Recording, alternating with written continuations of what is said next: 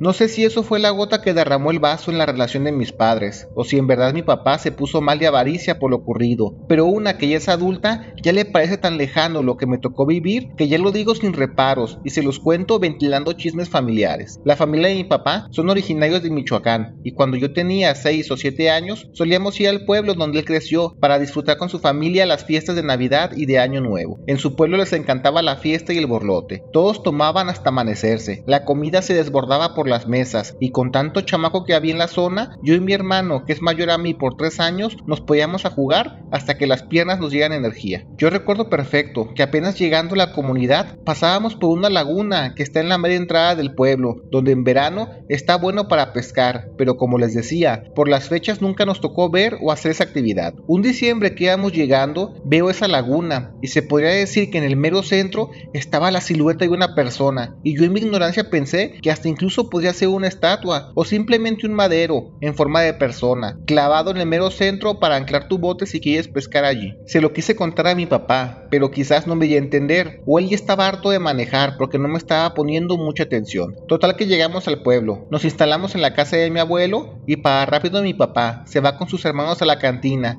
y nosotros mientras nos instalábamos en los cuartos, pues la finca de mis abuelos era enorme. A la hora de la cena llegó mi papá con mis tíos y unos vecinos ya mayores a la casa y nos interrumpieron la comida preguntando por mí, pues querían cuestionarme un par de cosas. Las otras personas que trajo mi papá se preguntaban que si es verdad que vi una persona en el lago y recordando el camino pues les digo que sí, pero pues yo pensé que a lo mejor simplemente era una estatua. Mi papá, tíos y amigos se ponen felices al escuchar eso y yo no sabía el por qué, hasta que mi abuelo explica a mi mamá que hay una razón de por qué ellos están como locos, pues aunque suene difícil de creer, ellos piensan que acaban de encontrar una buena carga de valor, sobre todo de plata, pero bastante. Esto se debe a que hay una creencia que hubo hace mucho en el pueblo, de que hubo cristeros que aprovecharon las revueltas del occidente y estaban aquí en la zona asustando comunidades de la región. Ellos llegaban a los pueblos y le decían al cura de la región que juntara una buena suma de dinero para que la guerra no pasara por la zona, porque supuestamente ellos son visores de la guerra, ellos están gestando el camino y mapeando por dónde sí y por dónde no pueden pelear o instalarse. Juntaron costales llenos de onzas de plata, pero aquí entra la devoción de la gente, porque un señor de la comunidad, enterado de lo que estaba pasando con la guerra cristera, se enojó bastante cuando se enteró que esos supuestos soldados se valían del nombre de Dios para sacar tajada de la comunidad, robándole su dinero. Desconocen cómo, pero ese señor logró robarles todo su motín y para que nadie pudiera llevarse el dinero, se fue al lago y en el mero centro dejó caer todos los costalitos de plata. Los supuestos cristeros estaban tan enojados que lo esperaban a la orilla del lago para justiciarlo, porque el señor se quedó como quien dice atrincherado en su bote, con su rifle en mano, dispuesto a dispararle a quien sea que se acercara. Fue así que se quedó en su bote y después de varios días sin tomar agua, comer y por la misma insolación perdió la vida. Los cristeros ya sin miedo de que le disparen se acercaron e intentaron buscar la plata pero jamás dieron con ella. Con un par de semanas allí ya fue que no pudieron quedarse más tiempo y mejor quisieron irse a otro pueblo cercano para hacer sus fechorías, porque de ese pueblo se fueron simplemente con las manos vacías o incluso hasta perdiendo lo que ya habían conseguido. Fue que de allí hubo una creencia en el pueblo de que cuando se ve una persona en medio del lago es porque sería el Señor que se sacrificó para que no se robaran la plata en el nombre de Dios, y bajo esa creencia es como una señal de que supuestamente la plata ya está accesible para lograrla sacar. Hagan de cuenta que es como la creencia de que cuando hay oro enterrado y se logra ver primero fuego en el suelo en Semana Santa sobre todo, pues aquí la creencia sería similar. Mi papá ya estaba muy puesto con sus hermanos y amigos para ir por el botín. Si me preguntas, no vi una razón lógica del por qué yo solo era la única que pudo ver a esa persona en muchos años, pues dicen que la última que lo hizo fue hace como 30 años. Había una abuela que dicen que también vio a esta persona en el lago, pero de momento no hubo valientes que se animaran a ir por el botín. Mi mamá primero estaba risa y risa de que cómo es posible que se crean esa leyenda de hace más de 90 años, pero para mi papá, tíos y amigos estaban aferrados en conseguirlo. Ni me querían dejar cenar porque ya me querían llevar para el lago para ver si aún podía observar a esta persona y corroborarlo, pero mi mamá le dijo a mi papá que no, que ya es muy noche y estábamos muy cansados por el viaje. Mi abuelo, que es de armas tomar, levantó la voz y dijo que nadie sale de noche, y pues ya mejor se calmaron, idearon un plan para mañana temprano irnos a checar si aún podía observar a este ser, porque ellos creían que donde viera la persona, allí estaría la plata hasta mero abajo. Al principio mi hermano y yo estábamos muy emocionados, esperando que fuera de día, pues al fin nos subiríamos un bote para meternos al lago, pero cuando llegó la hora y nos preparamos todos, ya me empecé a creer que era una mala idea, porque a quien estaba viendo entonces era un fantasma, y me empezó a dar bastante miedo, cosa que mi mamá vio en mí, y con mayor razón ya no quería dejarme irme para no traumarme más. Pues se hace de mañana, y si hacen de palabra a mis padres, se enojaron feo, y mi abuelo se dio el quite, dándole la razón a mi mamá, pero eso no bastó porque mi papá por separado me empezó a decir que si lo ayudaba, me iba a comprar varias Barbies de las que yo quisiera. Las aguas se calmaron, y al verme que ya se me estaba pasando el susto, pues no quedó de otra, en que fuera toda la familia, incluso mi abuelo, que él solo salía de su finca para ir a misa y en verano ir a pescar al lago. Yo y mi abuelo vi a alguien con mucha autoridad, total, y siempre estuve del lado de él, porque yo sabía que si decía que tenía miedo, él iba a parar todo. Llegamos al lago y no vi a este ser en medio de la nada, y ya nos pusimos a dar vueltas una y otra vez por todo el lago, buscando el reflejo perfecto para ver si aparecía. Mi papá, tíos y amigos se estaban esperando, y con los botes me dijeron que me subiera con ellos, pues quizás ya estando más cerca podría ver o sentir algo. Yo me acuerdo que ver a mi papá tan eufórico me daba miedo, porque me subí al bote y me empecé a asustar y a llorar. Mi mamá dijo que ahorita mismo nos vamos para la finca y en la noche para la casa, pues esto ya era una verdadera locura, y mi abuelo aprobó la decisión de mi mamá. A mi papá no le cabía en la cabeza que no quisiéramos ayudarle, y la bronca se puso algo densa, pero como mi abuelo estaba de nuestro lado, todo quedó en nada. Nos regresamos a la finca, y mientras mi abuelo les ponía tremenda regañada a mi papá y tíos, ellos estaban aferrados, que el que yo haya visto a esa persona en el lago es una señal que no se puede ignorar. Ese día tampoco se hizo nada, dejamos preparadas las cosas para irnos a la mañana siguiente, pero aunque no lo crean, mi papá se puso ahora sí, en modo paranoico, y en la noche cuando todos dormían, me llevaban así dormida al bote al lago, esperando que viera algo. Cuando desperté lo hice asustada, pues yo estaba en un bote, y para mi mala fortuna,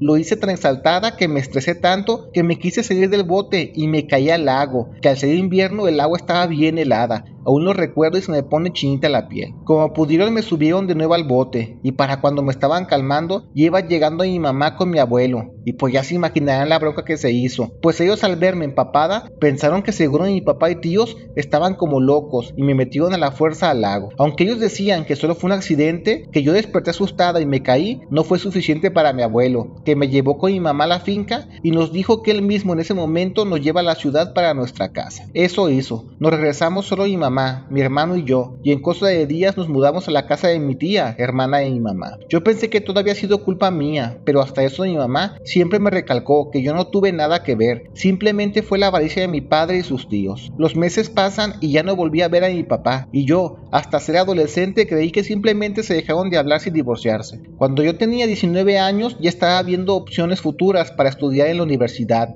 pero lo que yo quería no estaba ofertado en mi estado y tenía que irme a Guadalajara, y eso supondría tener que hacer un gasto extra como pagar la renta, transporte y todo de aquel lado. Mi mamá me dijo que si eso quiero que me vaya, y ya me contó el proceso de separación que tuvo con mi papá. Sí se acabaron divorciando, y perdió completo vínculo con él, pero no con mi abuelo. A los 2 años de aquella noche que casi me ahogo, mi abuelo llegó a la casa, y a mi mamá le pasó un cheque de caja con bastante dinero, y una forma de pedir perdón, en nombre de sus hijos, y su actitud de avaros y psicópatas. Mi mamá sabía que ellos vivían bien, pero no como para darle tanto dinero, y ya fue que el abuelo dijo que no se preocupe, ese dinero es para mí, porque una fuerza mayor así lo estaba pidiendo. Ya mi mamá se enteró que con el tiempo al siguiente año, mi abuelo también, curiosamente, empezó a ver a este extraño ser del lago, y así como yo lo vi, de la misma forma, también entre sueños recurrentes, siempre soñaba esa persona, y de paso, también me soñaba a mí en el lago de niña. Algo le decía que lo que hubiera abajo siempre estuvo destinado para mí, y para el siguiente año que volvió a ver al mismo ser, ya fue a buscar lo que sea que hubiera debajo del lago, con la ayuda de su compadre, que era alguien con todas las de la ley. Pues aunque no me lo crean, sí había plata, todo lo sacaron, lo fundieron y lo vendieron, y ese cheque que le están dando a mi mamá es por la venta de aquello. Mi mamá trabajaba como secretaria de un notario para esas fechas, y le dijo a mi abuelo que es demasiado dinero lo que le estaba dando por solo simple plata. Ya fue que mi abuelo le explicó que no solo había plata, también había varias onzas de oro, que dudaba mucho que sean de alguien del pueblo, y quizás aquellos falsos cristeros ya las llevaban encima de sus otros saqueos. También mi mamá preguntó por mi papá, y ya le contaron el chisme que él está bien, pero que algo pasó en su persona, que se volvió obsesivo con eso de los tesoros, y ahora se dedica simplemente a buscarlos, y lo último que supo de él, porque perdió contacto hasta hace poco, es que estaba en Jalisco buscando tesoros por toda la ruta cristera. No muy seguido, pero de repente mi abuelo nos visita, y siempre busca estar al pendiente de nosotras, pues a su creer, él se siente responsable de que su hijo haya pegado fuga de sus responsabilidades, y él siempre nos va a ofrecer su ayuda en todo momento. Yo a la fecha no le guardo rencor a mi papá, pues algo mi persona cree que su avaricia es algo más allá del dinero, quizás es una fuerza mágica de la mala, similar a la que esos falsos cristeros estaban cegados y obedecían cuando robaban el dinero en nombre de la lucha de Cristo y sus creyentes.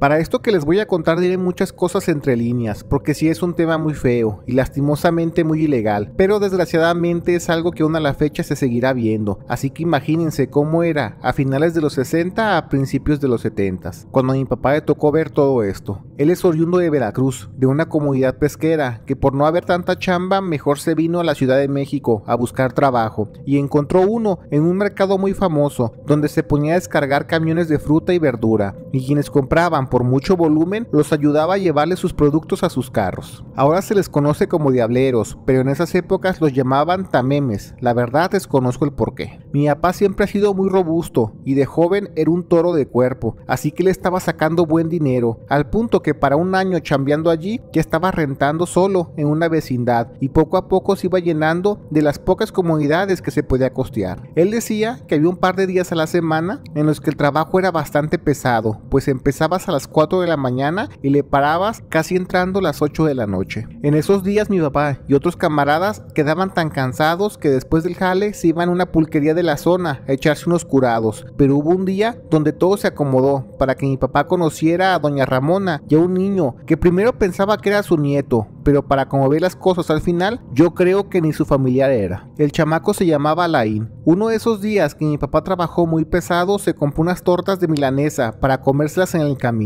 Como él es enorme y bien comelón, se refinaba hasta 3 tortas pero bien surtidas rumbo a la cantina para echar curados. Y al pasar por la banqueta, cerca a una jardinera, fue que vio a la señora Ramona y al niño Alain sentados en el suelo. Mi papá pensó que estaba pidiendo dinero y como tenía bastante morralla en la bolsa por los mandados, le quiso dar unos pesos, pero aunque no me lo crean, la señora se enojó. Tomó el dinero y se lo quiso regresar a mi papá, diciendo que no están pidiendo caridad, y pues mi papá todo apenado tomó el dinero de regreso y se disculpó, comentando que lo perdonara, pero es que es la costumbre. El niño Laín le apuntó una de las tortas de mi papá y la señora Ramona le bajó la mano, diciéndole que no sea el hombriciento, que apenas hace como una hora acabó de comer. Mi papá le da una de las tortas al niño y le dice que se la cene para la noche, no hay bronca, al cabo él compró de más. Doña Ramona esa sí se la aceptó y él agradeció por la comida, pero de una manera muy seca. Mi papá se encaminó a la cantina y salió de ahí como a la 1 o 2 de la mañana, pero bien tomado. Estaba dando pequeños pasos recargándose en la pared, no podía ni caminar, cuando unos valedores, de esos que se dedican a solo asaltar gente borracha, le hicieron un montón por la espalda y trataron de quitarle todo lo que tuviera de valor. Entre el jaloneo, los golpes y los empujones a mi papá, se le cayó una cadenita de oro, chiquitita pero bonita. Él estaba seguro que no se la habían llevado, solo se la habían reventado, así que después del asalto, estos chavos se van corriendo y él queda medio atolondrado, recargado en una pared.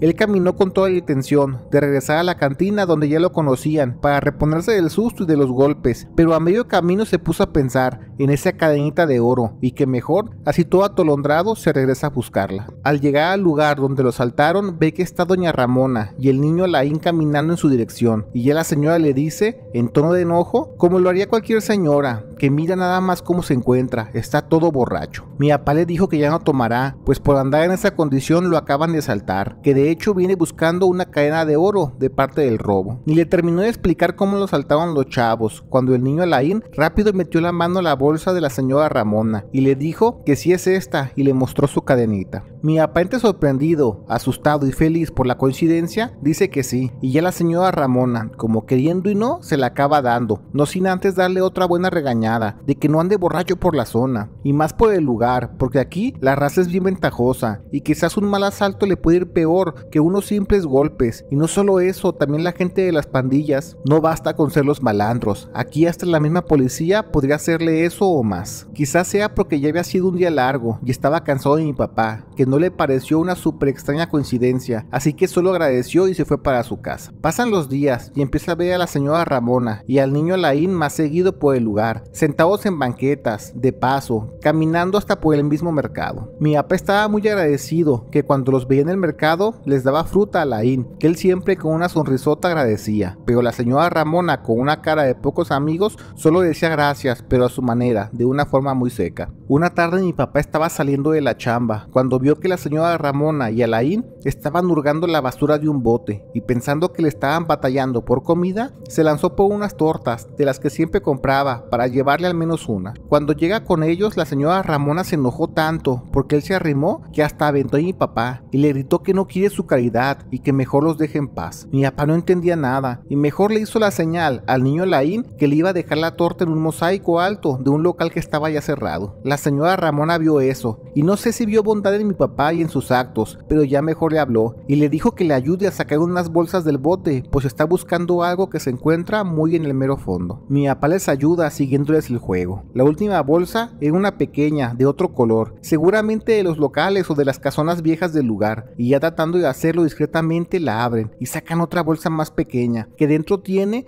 como una tipo franela envolviendo algo. Aunque no lo crean, mi papá dice que era un montón de alhajas de oro y de plata. Se las meten rápido en la bolsa del mandado y regresan toda la basura en su lugar y se encaminan ahora al otro sentido de la avenida para irse lo más rápido de allí. El niño Alain se quedó viendo la torta, pues no pudo ir por ella, y mi papá, viendo que esto era muy extraño, se fue por la torta y luego tras ellos. Mientras lo seguía, iba recordando la vez que ellos encontraron su cadena de oro, así que empezó a creer que la señora Ramona seguramente algo sabe y lo está escondiendo. Cuando al fin los alcanza, la señora le dice a mi papá que no puede acompañarnos a donde ellos se quedan, pero que para comprar su silencio le dan a mi papá un centenario de oro que estaba entre todo lo de valor que encontraron en el bote de basura. Mi papá lo toma bien feliz, hasta se le olvidó la torta y mejor se fue para su casa pensando qué pase con el centenario, así que lo más viable que pensó fue ir con un señor, dueño de varias bodegas donde trabajaba en el mercado, para que él se lo comprara. El señor sabía que mi papá era de fiar y no habría robado el centenario, y ya con el dinero obtenido mi papá lo usó para traerse a su hermano y su esposa y su sobrino a la Ciudad de México, pues ellos también ya tenían planes de venirse a hacer vida acá. Cuando se los traen, a ellos les cuenta cómo fue que se hizo el dinero para traerlos, y entre la charla su cuñada le dice que seguramente ese niño al que mi papá llama Alain es un gambusino natural. Ella comenta que en el pueblo de donde es, en Veracruz, estaban las personas que se dedican a buscar tesoros y se les llaman gambusinos, pero los que son naturales son las personas que se dedican solo a presentir dónde hay oro enterrado o cosas de valor. Simplemente lo sienten, como si tuvieran un radar incluido en su cuerpo. Ellos lo saben porque dicen que en su pueblo había un chamaco que tenía ese don y siempre encontraba oro enterrado de muchos pero muchos años atrás, de cuando en el puerto de Veracruz llegaba gente de España con sus alhajas en cofres y lo enterraban en las casonas, donde solo los dueños de las fincas sabían dónde encontrarlo. La bronca fue que cuando hubo una epidemia de gripe española, mucha gente falleció de manera muy rápida y repentina y los tesoros se quedaron enterrados hasta que apareció ese niño de que comenta. Mi papá creyó que sin duda el niño Alain era una de esas personas con el don de encontrar cosas de valor y se quedó atento para volver a mirarlo por la zona. Pasaron casi 2 meses cuando vio de nuevo a la señora Ramona y al niño Alain, y ni Tara ni Perezoso les preguntó que si el chamaco era un gambusino natural, y ya fue que salió el cobre, pues la señora no lo confirmó, pero sí se sorprendió al escuchar eso y simplemente le dijo a mi papá que es lo que quiere, ella puede pagar por su silencio, pues tiene mucho dinero. Mi papá no quería dinero, él simplemente estaba sorprendido por lo que acababa de descubrir, y ya la señora solo le dijo que no diga nada, que guarde silencio, que le haga ese favor, pues por eso viven con la apariencia de ser gente muy pobre, para no levantar sospechas y el niño descubra su don. Mi papá entendió eso, y los siguientes 3 meses veía pasando a doña Ramona y al niño Laín por la zona, y el chamaco ya ubicaba re bien a mi papá, le hacía la seña que le aventara fruta de la que solía cargar. En 1970, cuando se hace el Mundial de Fútbol aquí en el país, empezó a verse mucha actividad de mantener una imagen más bonita de la ciudad, y la gente que pedía dinero en las calles o se veía en la indigencia se los llevaban unos días a casas hogares o de a tiro los aventaban para el Estado de México. Como ya no vio a la señora Ramona y al niño Laín, pensó lo peor, que seguramente se los llevaron, pero una tarde él estaba por las colonias bonitas cercanas a la zona de Chapultepec, pues un proveedor de un restaurante compró mucha verdura y como no tenía quien se lo bajara llegando al lugar, se llevó a mi papá y otros chalanes para poderlo apoyar. Él estaba en eso, cuando jura que ve a la señora Ramona, bien vestida, como lo estaría cualquier señora rica y copetona del lugar, y entró a una casona enorme y bonita. Mi papá le preguntó al del restaurante que si conoce a aquella señora, y le dijeron que sí. Nadie la quiere, porque dicen que hace varios años tuvo muchas broncas, de que decían que esa señora vendía a niños pequeños, a gente gringa, o de otros países, no nada más Estados Unidos, y jamás pudieron hacerle algo, pues su familia es muy rica. Hasta donde él sabe, su familia tiene un montón de minas al norte del país y seguramente tienen un montón de contacto. Mi papá selló la red en el jale y cuando de nuevo vio salir a la señora Ramona se fue tras ella y la saludó preguntando por el niño Laín. La señora solo le torció la cara como si no lo conociera o supiera de qué hablaba y de nuevo mejor se metió rápido a su casa para ya no salir. A mi papá ya le cayó el 20 que el niño Laín nunca fue su pariente y que seguramente fue vendido porque con semejantes dones que tenía y con muchos contactos en minerías, sin duda ese niño podría ser una verdadera fortuna trabajando para una empresa, así sacando oro a destajo. Yo creo que la señora tenía el niño en la calle como para entrenarlo, como para aflorar ese sentido de poder encontrar cosas valiosas, porque qué mejor que entrenar en un lugar donde está lleno de basura, gente y caos y mucho ruido y no te mantiene concentrado. Mi papá de corazón espera que el pobre Laín esté bien y yo al escuchar esa historia espero que también lo esté.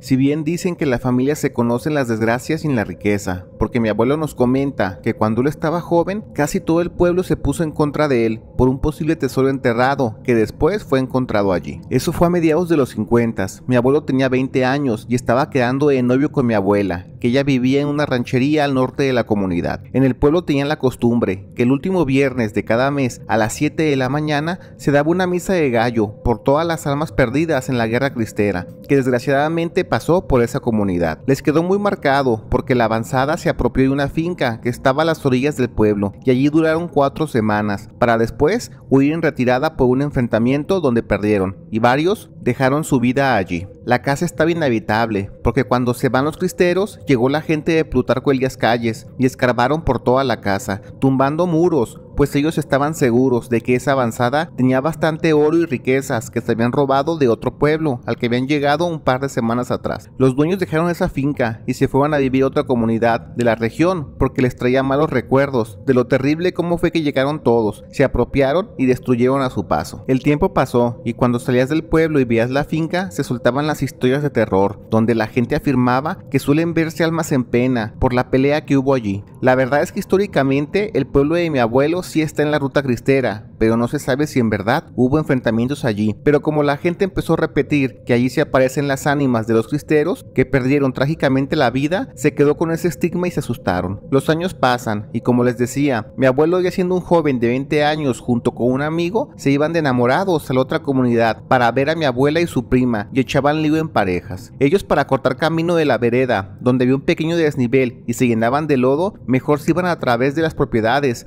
entre ellas esa finca donde se quedaron los cristeros. Durante 2 años que pasaron por allí, de día, de tarde, noche y madrugada, jamás vieron o sintieron algo extraño, pero todo esto cambió cuando ya siendo más mañosos, mi abuelo y su amigo se daban sus perdidas cuando echaban lío con sus parejas y se iban precisamente a esa finca a ponerse cariñosos. Mi abuelo, en paz descanse, con una sonrisa nos contaba que se iban allí porque, aunque no lo crean, había como un velador de lo correcto por la comunidad que lo había puesto el mismísimo cura. Era un señor que caminaba por las noches y vigilaba que la gente, sobre todo los chavos, que eran bastantes en el pueblo, no estuvieran pecando, ya sea tomando fuera de sus casas, jugando baraja en los establos, o precisamente eso, que las parejas no estuvieran de vagos en lo oscurito. Sabían que el señor no se arrimaba a esa finca porque le daba miedo, y allí ellos aprovechaban para pasarlo bien. Una de esas noches, dice mi abuelo, que estaba tomando aguardiente dentro de la finca, cuando él jura que empezó a escuchar el sonido, como si alguien raspara la tierra con una pala. Le dijo a mi abuela y amigos que si ellos también escuchan eso, pero no, al parecer él era el único, y aunque no le dieron mucho jalón, pues pensaban que solo estaba jugando, él poco a poco se empezó a asustar. Los minutos pasan y el sonido cada vez es más y más incómodo, al punto que cuando ya estaba bien harto, se puso a revisar toda la finca, de cuarto en cuarto, pegando el oído en las paredes de adobe, buscando de dónde salía ese sonido. Revisó toda la finca y no vio nada, pero el sonido seguía vigente, y cuando regresó a donde estaba mi abuela y amigos, se llevó el susto de su vida, pues allí vio a espaldas de ellos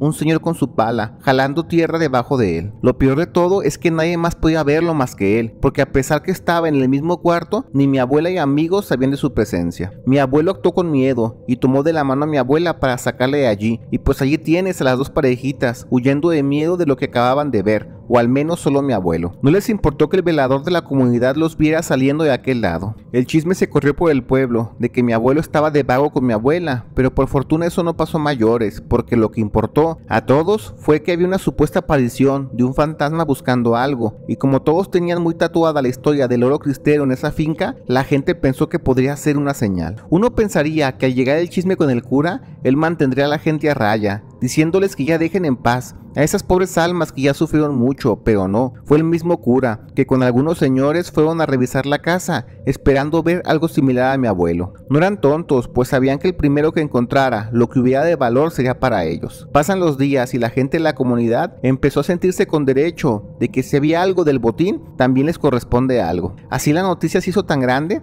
que hasta familiares ya de otra generación de quienes vivieron allí también llegaron pidiendo tajada. Los días pasan y por más que escarban por todos lados, la gente del pueblo no encuentra nada. Y ya dice mi abuelo que su papá, queriendo y no, empezó a decirle que él fuera a la finca a buscar dónde deben cavar, pues pareciera que la ánima solo se presenta ante él. Mi abuelo estaba muy asustado y no quería pararse, porque él siempre se jactó de ser muy valiente y no le daba miedo poner un pie allí, pero ahora que sabía que todo era real, no quería pararse, pero la presión del cura a su padre y de su padre a él, pues acabó cediendo. Fue con un par de señores a ver qué podía pasar. Mi abuelo dice que apenas puso un pie dentro, empezó a sentirse muy tenso, a sudar frío, y un fuerte sabor a cobre en la boca le dio mucho pero mucho asco, y como ya venía con el estómago revuelto por la mezcla del estrés y del miedo, se soltó a vomitar todo lo que comió. Lejos de que los adultos le dijeran que ahí murió y mejor se regresaban, más lo alentaban para seguir avanzando, pues esos vómitos lo veían como una señal, hasta que por segunda vez, y con más miedo que la primera vez, mi abuelo jura que escuchó el sonido de la pala jalando tierra. De la parte trasera de la finca, donde ya estaba lleno de maleza, otra vez vio la silueta de la persona con la pala. Mi abuelo solo apuntó dónde estaba este ser, y los señores, como abejas a la miel, se fueron a escarbar toda la zona, a pesar de que otros ya habían escarbado allí. De tanto escarbar encontraron como 4 cubiertos de plata, y aquí ya fue que todo se hizo un verdadero caos de avaricia y traición, pues el papá de mi abuelo quería la mitad de lo que apareciera, o incluso más, pues era mi abuelo quien daba el pitazo de dónde estaba todo lo de valor. Quienes escarbaron y encontraron decían que era para ellos, pues aparecieron incluso después los nietos, los verdaderos dueños de la finca, que también querían tajada, y hasta el cura, que decía que para evitar malos entendidos, que mejor era dejarlo todo a la orden de Dios, pues a final de cuentas todo eso era en su honor. Mi abuelo decía que tardó 2 días en ponerse mejor, del dolor de panza y cabeza, y aunque estuviera enfermo, su papá estaba aferrado a que fuera a la finca, pues una fortuna los esperaba. A la segunda vez que lo convencieron de ir, ya fue que le costó un mundo aguantar el sabor de cobre en la boca, y donde escuchó el sonido de la pala, ahora encontraron un costalito pequeño con grandes piedras con oro incrustado. Era impregnado como un hilo de oro en la piedra, y pues ya se imaginarán el chisme que se hizo en el pueblo, porque entonces todas esas leyendas eran verdad, y los cristeros dejaron muchas cosas de valor enterradas de lo que habían saqueado, y prefirieron mejor que se perdiera escondido a que se lo quedara la gente de Plutarco. Mi abuelo se puso muy mal y gracias a Dios mi abuela, que siempre fue el cerebro y el corazón de mi familia, vio una oportunidad de oro y le dijo a mi abuelo que mejor no le hiciera de vidente, a menos que le pagaran por adelantado buenas sumas de dinero, y con lo que puedan conseguir de eso, que se la robe de su casa para irse a hacer vida juntos a otro lugar. Mi abuelo, sin pensarlo tanto, aceptó, pues a él no le cabía en la cabeza que sus propios padres les valiera poco o nada su salud a cambio de lo que pudieran encontrar allí, y planearon su escape, por así decirlo. Él ahora pidió dinero por adelantado y aguantó los dolores cuando fue a mirar la finca, y de esa manera, en 3 ocasiones más, logró ver a esta persona con la pala, aunque la última fue diferente, pues hubo una encomienda que le dijo mi abuela. Ella le había dicho que si le podía preguntar al ser de la pala, que si no está en paz, ellos podían hacer algo con el dinero que se habían ganado, no sé, como hacer una misa en su honor. Mi abuelo dice que le pregunta a esta ánima, y el ser, sin dejar de mirar el piso, siguiendo jalando con la pala a tierra, dijo que no quiere nada de eso, pero les agradece que se preocupen por él. Mi abuelo todo ese tiempo sufrió mucho, pues él, al ser un joven de rancho sin estudios y cultura, estaba muy cansado y estresado al punto de que hasta su sombra le daba miedo. Con el dinero obtenido huyen, se roban a mi abuela y se van a hacer vida al centro del país, y así fue que mis abuelos perdieron contacto con su familia. A los 2 años de ya estar viviendo en la capital, nace mi tío Genaro, el mayor de la familia, y eso le dio mucho sentimiento a mis abuelos, y fueron de regreso a su pueblo, solo de visita para que sus padres conocieran a su nieto. Al llegar, se llevaron tremenda sorpresa. El pueblo estaba casi abandonado, varias familias mejor se fueron a empezar desde cero en zonas aledañas, pues desde que pasó eso del posible tesoro en la finca, todo se fue por el resumidero. Resultó que se encontraron piedras y piedras con ese supuesto oro incrustado, pero como era de esperarse, todas las envidias salieron a flote. Todos se sentían con derecho a todo y no faltó quien diera el primer disparo. Familias enteras tomaban bandos para hacerse el control de la casa, y durante los siguientes meses varios perdieron la vida en esos pleitos. Lo peor de todo es que lo encontrado ni siquiera era oro, era pirita, un metal que casi es idéntico al oro y se llama el oro de los tontos, pues solo te das cuenta que no lo es cuando ves sus propiedades en la fundición. Eso les calentó más la cabeza a las personas que habían hecho muchos pactos de préstamos con dinero según lo que fueran encontrando. Se puso todavía peor, porque cuando acabó la locura de esa finca y el supuesto oro cristero de la gente fue un chiste por completo, la gente aseguraba que todos escuchaban como de noche de ese lugar se escuchaban bastantes risas, pero ahogadas, de alguien en la oscuridad. Las personas, incluso los padres de mi abuelo, vivieron un rato allí, hasta que cuando el cura dejó el templo alegando de que el lugar estaba embrujado, fue que el lugar se fue vaciando poco a poco. Mi abuelo siempre creyó que el señor de la pala quería eso, que todo el pueblo se fuera a la ruina, pues quizás fue porque nadie salió al quite a defenderlos cuando llegaron los cristeros, tomando lo que se les cruzaba y saquearon sus fincas. Lo bueno es que al menos mi abuelo siempre sintió paz, porque habló con ese ser, y él le agradeció sus atenciones, aunque no aceptó nada. Gracias por ver el video. Te recordamos que todos los días subimos nuevas historias, así que activa las notificaciones. No olvides darle like y comparte, pero sobre todo comenta. Queremos saber qué es lo que la comunidad de México Inexplicable tiene para decir.